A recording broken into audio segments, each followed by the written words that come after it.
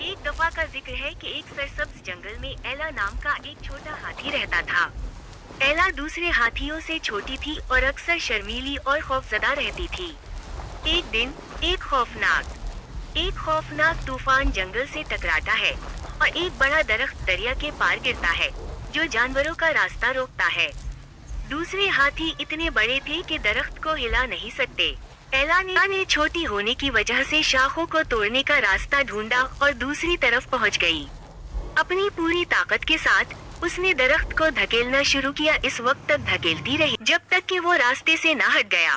तमाम जानवरों ने खुशी का इजहार किया और एला ने महसूस किया कि अगरचे वो छोटी है, वो बड़े बड़े काम कर सकती है। तब से एला को जंगल में सबसे बहादुर हाथी कहा जाता था। तो प्यारे बच्चों, हमें इस कहानी से सबक हासिल होता है कि किसी को भी छोटा नहीं समझना चाहिए। नन्हे मुन्ने बच्चों, ऐसी प्यारी प्यारी कहानियाँ सुनने के लिए हमारे चैनल को सब्सक्राइब कर दें।